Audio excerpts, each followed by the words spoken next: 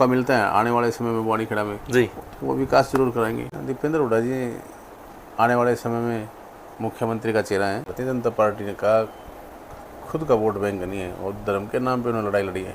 2012 तक as a student leader में मैंने काम किया। छात्र नेता आप रहे। हाँ, फिर NSY का डिस्ट्रिक्ट प्रेसिडेंट रहा और यूथ का रहा जी, जो नीचे आने वाली जो पीढ़ी है ना अभी जो सरकार में है वो धरातल पे काम नहीं करवा पा रहे। जाति पाति से सिर्फ एक वोट लेने का काम करते हैं और जनता का और बेरोजगारी को कोई दूर करने की इनके पास प्लानिंग नहीं है। भाई खोज हरियाणा देखने वाले सारे दर्शकों सचिन कुमार की राम राम। और लगातार जो है अपना साथ में जो है पॉडकास्ट भी चलता रहे है और अलग अलग व्यक्तित्व जो है आप ही अपने चैनल के माध्यम से जनता के शामिल लिया करा। आज एक बार फिर जो है आप सबके बीच में हाँ और फिलहाल जो मेरे साथ कैमरा स्क्रीन साझा कर रहे हैं उमेश शर्मा जी हैं, बवानीखेड़ा थे। पहले भी जो है आप मेरे चैनल के ऊपर इनको जो है देख चुके हो, उनकी बात इनका व्यक्तित्व सुन चुके हो। ये बात है जो चेयरमैन का चुनाव था उससे पहले की और उससे पहले भी आपने निर्देश सुना है। एक बार फिर ये बीच में और फिलहाल चर्चा का विषय बने हुए हैं क्योंकि जो है भारतीय जनता पार्टी की सरकार तीसरी बार जो है हरियाणा और सेंटर में है। कांग्रेस ने अब तक जो अपने पत्ते पूरी तरह नहीं खोले हैं। मेन जो है ना बॉडी का अभी तक जो है सारा कुछ लेखा जोखा नहीं आया है, पद बाकी हैं। और जो है जिले के ऊपर जिला शहरी अध्यक्ष के लिए आपने नॉमिनेशन किया है। हाँ जी, तो क्या लगा उनका जो है नाम बड़ा जो है जोरों शोरों पे है, गरमा रहा है। और उसी एवज में जो है आज मैं शर्मा जी के पास आया हूँ। और फिलहाल भी जो आपने कुछ देर पहले एक वीडियो देखी उसमें भी दीपेंद्र सिंह हुड्डा जी का जो है ये अभिनंदन करते हुए उस वीडियो में दिखाई दिए हैं और जानकारी लेंगे, बातचीत कराएंगे। सबसे पहले तो राम राम शर्मा जी, ठीक ठाक हो? अच्छा, आप खोज हरियाणा की बहुत बहुत बधाई जो आज आपने किसानों की मांग के लिए आप यहाँ पहुँचे जी और हल्के का पूरा जो जल भराव था उसका दौरा किया। अच्छा, मैं शर्मा जी तो पहले तो मैं जो यह समस्या विकट समस्या जो आपके हल्का के कई गांवों को ऊपर आ रही है उसके बारे में थोड़ा प्रकाश डालोगे। यह समस्या किस तरह बन रही है और कितने दिन हो गए और की कुछ जो है कोशिश करी गई है क्योंकि आप हर एक गाँव में साथ में गए हो कि कुछ कोशिश हुई ग्रामीणों द्वारा? एक्चुअली क्या है जी, जो जल भराव की समस्या है वो सरकार हर बार जो होता है वो अप्रैल में ही निरीक्षण करने का होता है कि किस गांव में कौन सी ड्रेन कहाँ से निकलती है जी और उसको सफाई हुई कि नहीं हुई है, नहरों की सफाई हुई कि नहीं है। तो वो अप्रैल के अंदर ही उनका काम होता है। और क्योंकि जून में आपको पता है बारिश का सीज़न शुरू हो जाता है तो उस टाइम टेंडर वेंडर करके सारी चीज़ें ऊपर तक के शीर्ष तक के लेवल तक के सारे अधिकारी इसका निरीक्षण करते हैं। एक्शन फिर नीचे के अधिकारी की ड्यूटी लगाते हैं, एक्शन के SC के लगाते हैं और मौके पे जाके देखते भी हैं। तो इस तरह की लापरवाही रही है जो नहीं की भाजपा सरकार ने और जिसका खामियाजा अब आम किसान मजदूर किसान जो भुगत रहे हैं और बड़ा निंदनीय है और दुखमयी है जी। एक चीज़ और जानना चाहूँगा मैं, आज जो है रोहतक के सांसद जो है ना दीपेंद्र सिंह हुड्डा जी आए, साथ में जो है जयप्रकाश JP जो आपके हिसार लोकसभा के सांसद हैं फिलहाल कांग्रेस से, वह थे। उसके साथ में पूर्व लोहारू जो है विधायक सौम्य शिवरायण जी थे।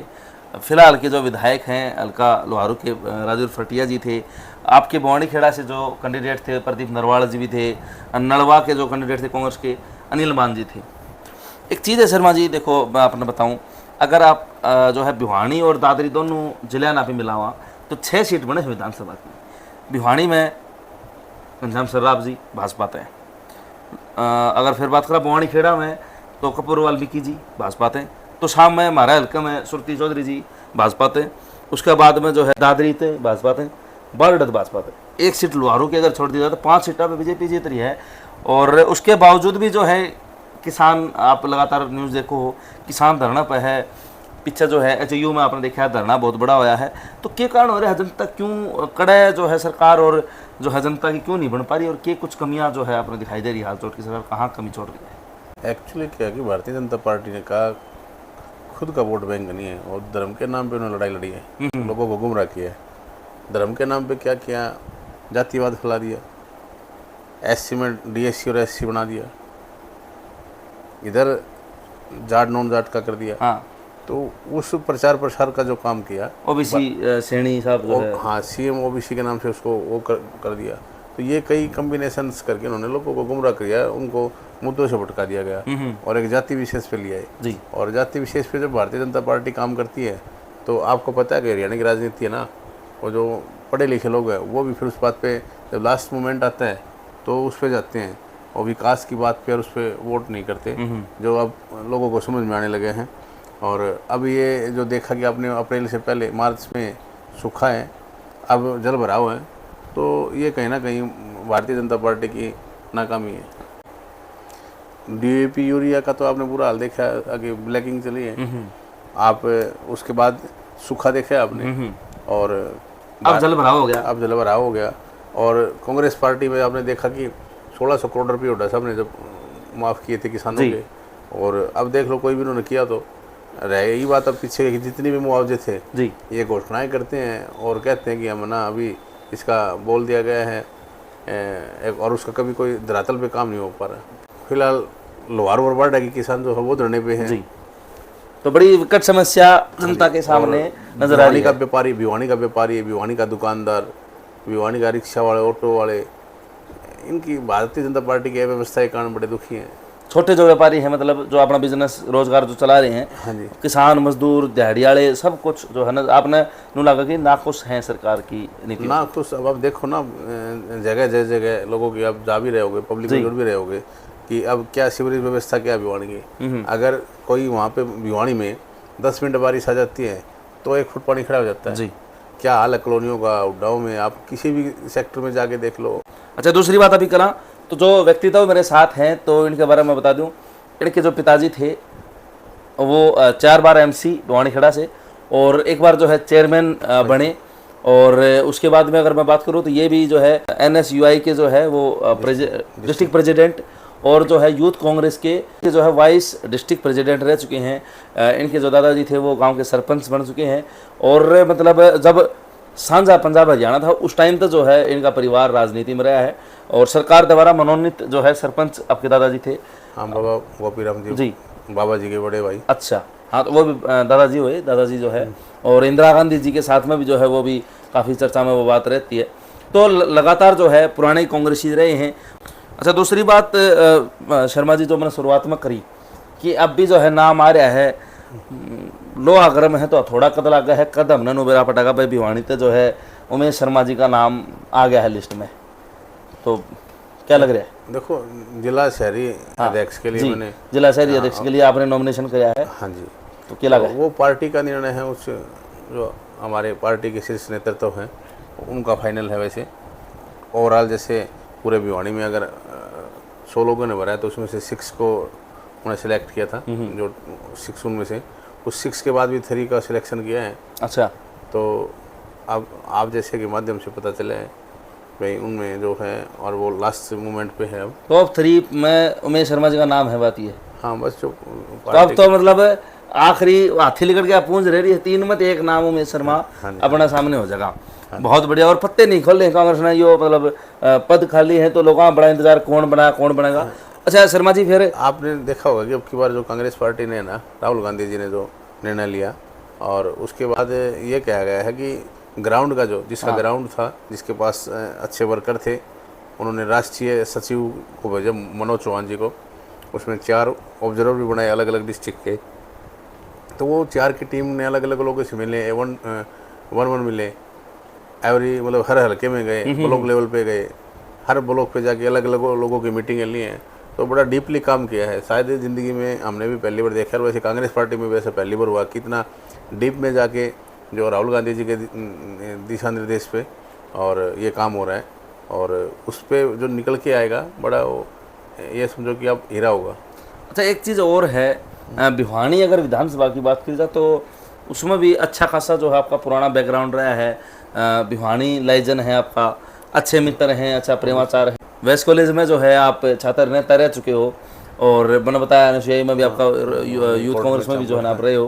भिवानी कोर्ट में चैम्बर है, तो जो है मतलब इतनी सारी चीज़ें हैं। तो फिर नो मानना कि आने वाले चुनाव में भिवानी सीटें जो है उमेश शर्मा जी तैयारी कर रहे हैं, ऐसा कुछ उसका है? हाँ, देखो पार्टी में और राजनीति ना सही बात बताओ नू, ये तो टालने वाली बात होगी, लखोण वाली बात होगी, भाई पार्टी करेगी।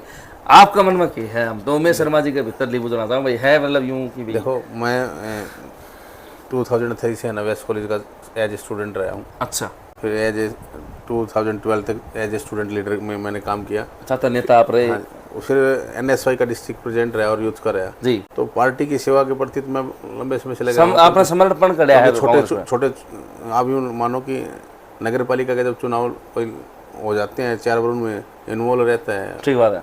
और फिर चेयरमैन का फिर पहले दादाजी सरपंच रहे, तो वो एक राजनीतिक पृष्ठभूमि तो थी। तो ये अलग बात थी कि भिवानी खिडारी जरूर रहा। ठीक बात है। और अब पिछले काफ़ी मान लो 10 साल से भिवानी में ही ज़्यादा है ना जी इंटरेस्ट है अभी वहाँ पे आना जाना सारा सर्कल का, क्योंकि मेरा 2000 से तो मैं कॉलेज में हुआ।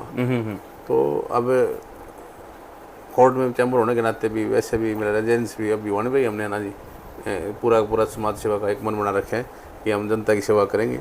वो बाकी की बात है, जनता क्या करती है, पार्टी किसको टिकट देती है। क्योंकि मैं एक चीज़ मैंने देखी है शर्मा जी, मैं बताऊं, भिवानी की जनता विकल्प ढूंढ रही है। असल में जो सरकार की जो एक ट्रांसपेरेंसी होनी चाहिए जी। जो सिस्टम का जो था वो एक कायदा कानून एक अलग प्रकार से होना चाहिए। हर चीज़ का पहले एक रफ एस्टीमेट बनता है, फिर एस्टीमेट के बाद में फिर वो सारी खाका तैयार होता है कि किस टेक्निकल आधार पे हम इसको चढ़ाएं। जी। तो उन्होंने बिना किसी चीज़ का एक्सपेरिमेंट किए डायरेक्ट कोई ERP लेके, जैसे कोई ERP देने वाले थे जो 5-7 हज़ार रुपये की होती है, उसको करोड़ों में उसको लेके ERP को चालू कर दिया। वो सरकार के अपने आदमी होते हैं।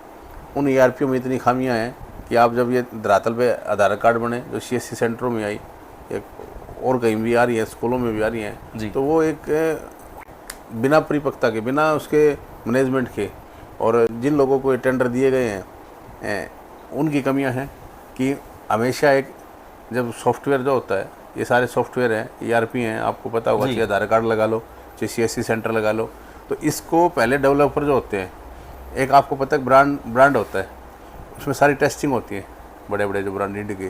तो ये एक लोकल आदमी को एक टेंडर दे के उनको ज़्यादा टेंडर को है ना जी आई उसमें छोड़ के वो बेनिफिट पहुँचाया गया है, जिसकी खामी आम जनता भुगत रही है।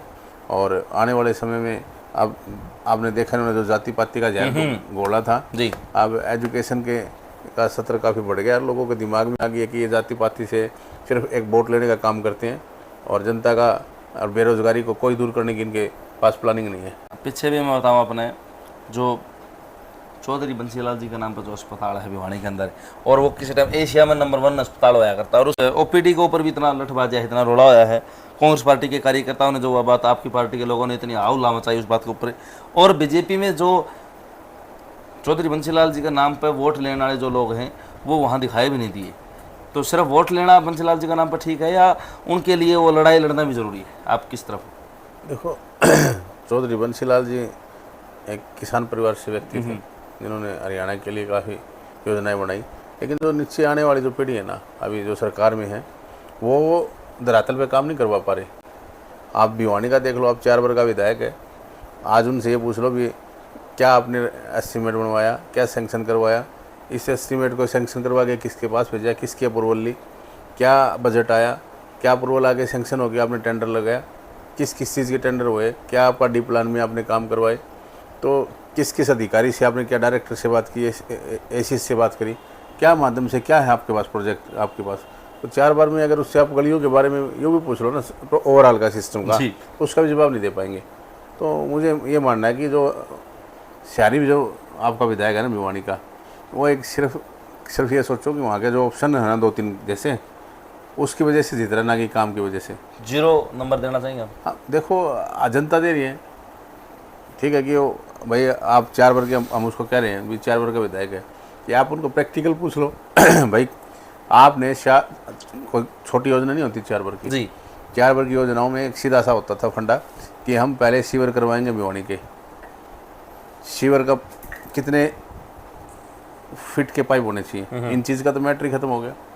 इन चीज़ का तो मैटर ही खत्म है कि जब सीवर हमारे पड़े तो कितने बाई कितने के हों, क्या वो 6 बाई 6 फीट के चलेंगे या कितने के चलेंगे, कहाँ कितना होगा, क्या इसका पूरी प्लानिंग होगी।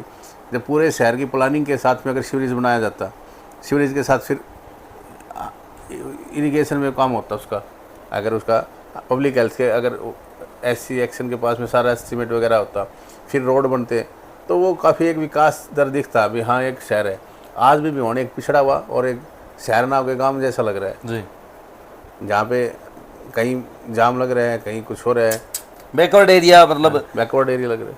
तो प्रदीप नरवाल जी खातर क्या कहना चाहोगे, हुड्डा साहब खातर क्या कहना चाहोगे? देखो, प्रदीप नरवाल जी बड़े युवा हैं और वो IAS के भी 2 बार प्री क्वालिफाई कर चुके हैं और बड़े पढ़े लिखे हैं, इंटेलिजेंट है। इंस्पेक्टर की भी नौकरी उन्होंने छोड़ी है और उनका एक विज़न है भाई मैं भवानी खेड़ा हल्के के लिए क्या करूं। और देखे जो दिल्ली की आपको पता है कि वहाँ से जो पढ़ने वाले व्यक्ति हैं उनकी एक विज़न होता है, एक पूरा का पूरा सिस्टम है और उस सिस्टम में अगर उनको मौका मिलता है आने वाले समय में भवानी खेड़ा में जी, तो वो विकास जरूर करेंगे। अगर जनता उनको मौका देती है, आशीर्वाद देती है तो आने वाले समय में, क्योंकि जब वो आए तो उनके पास समय कम था, वो कुछ टिकट मिलने नया से चेहरा, नया बात, डायरेक्ट टिकट मिली थी और मैदान में आए थे, सही बात फिर भी वो 58,000 वोट लेके कोई कम नहीं है। बिल्कुल। और जबकि यहाँ तैयारी तो और लोग कर रहे थे और कैंडिडेट हम मान रहे थे, तो वो कहीं ना कहीं असमंजस की स्थिति लोगों के बीच रही। हाँ बिल्कुल। दीपेंद्र हुड्डा जी के लिए क्या देख रहे हैं भविष्य, कैसा देख? दीपेंद्र हुड्डा जी आने वाले समय में मुख्यमंत्री का चेहरा है और अच्छे बड़े नौजवान हैं, उनका अनुभव हो चुका है पीछे और स्वभाव के सब जो है ना वो एक मोर वाली जो है सकते हैं, बड़े नरम स्वभाव के हैं और 2 बार उनके पिताजी मुख्यमंत्री रहे हैं। उस मुख्यमंत्री समय में उनका अनुभव रहा है और अब 3 बार के वो सांसद रहे हैं। तो इन पूरा हरियाणा उन्होंने पैदल किया है, राहुल जी के साथ भी पैदल यात्रा की है। तो आने वाले समय में बहुत अच्छा कांग्रेस के अंदर उनको एक चेहरा ये उभर के आता है और इस इलेक्शन में भी उनका चेहरा बड़े उससे देखा जाता है सीनियरिटी के साथ में। तो जो है उमेश शर्मा जी हमारे साथ में थे, प्रदीप नरवाल जी जो कांग्रेस के कैंडिडेट थे भवानी खेड़ा, तो उनकी अपन बातचीत करी, भवानी खेड़ा हल्का की समस्या की अपन बातचीत करी, जो सांसद है रोहतक से अभी हुड्डा जी उनकी बातचीत अपन करी शर्मा जी थे। और जो नॉमिनेशन टॉप 3 के जो लोग बच रहे हैं तो उनमें एक नाम उमेश शर्मा जी का है। तो भगवान तक प्रार्थना है परम पिता परमेश्वर से कि वो 2 नाम और हटे, उमेश शर्मा जी का नाम बचा है और हम वहाँ भी देखें कि भिवानी के कुछ ये कितना विकास करवा पाए हैं, कितनी भिवानी की समस्या पहले भी उठाते रहे हैं और आगे भी उठाऊँ। छात्रा की समस्या इन्होंने उठाई है, उसके बाद में इनका परिवार कांग्रेस में रहा है। तो ऐसे ऐसे कार्यकर्ताओं की हर पार्टी ने जरूरत है, चाहे वो कोई भी पार्टी पक्ष विपक्ष कोई भी हो, ऐसे कैंडिडेट ऐसे कार्यकर्ता हर पार्टी ने चाहिए भाई। और कांग्रेस के लिए लगे हुए हैं दिन रात और आगे देखते हैं भाई। अब तो भवानी खेड़ा में फिलहाल तो जो है बैठे हैं, लेकिन अगली बार जब मुलाकात होगी तो भिवानी के अंदर चलना की जरूरत ये नॉमिनेटेड जो है नॉमिनेशन भर रहा खेड़ ने और वहाँ क्या कुछ करवाते हैं कि कुछ जो है ये विकास कार्य कितनी आवाज़ जो है बुलंद कर पाऊँ भिवानी शहर की, वह चीज़ जानेंगे। तब तक के लिए जो वीडियो शेयर कर दियो भाई, अपनी राय जो इन्हें जाना उमेश शर्मा जी ने, तो बताइए कि कितने प्रबल दावेदार हैं, क्या आपके विचार हैं और क्या इनके भविष्य के लिए आप देख रहे हो। सारी बात जो है कमेंट बॉक्स में बतानी है, वीडियो शेयर करनी है। और आज जो मांग रखी है दीपेंद्र हुड्डा जी ने किसानों के लिए कि प्रति एकड़ जो है 50,000 रुपये जो है मुआवजा सरकार दी, तो वो भी मैं चाहूँगा कि सरकार तक पहुँचे। और सभी कार्यकर्ता साथियों में शर्मा जी भी हमने जो है गांव में स्टेज के ऊपर दिखाई दिए और कंधा कंधा मिला के जो है कांग्रेसी कार्यकर्ता जो है वो कांग्रेस के नेताओं के साथ थे और आगे भी जो है इस तरह मजबूत रहे, क्योंकि विपक्ष मजबूत होगा तो पक्ष जो है सरकार जो है वो भी अच्छा काम करेगी, ये भी ज़रूरी है भाई। तो अपनी राय देनी है, वीडियो शेयर कर देनी है, चैनल सब्सक्राइब कर दियो। सारे दर्शकों से तैयार भण मैंने अपने राम राम शर्मा जी। ठीक है जी, आपको भी हरियाणा खोज न्यूज़ को जो बहुत बधाई है, जो किसानों की समस्याओं के लिए आपने समय निकाला जी, थैंक यू। तो कैमरा पर्सन मोनू गोदारे के साथ सचिन कुमार, खोज रहना, राम।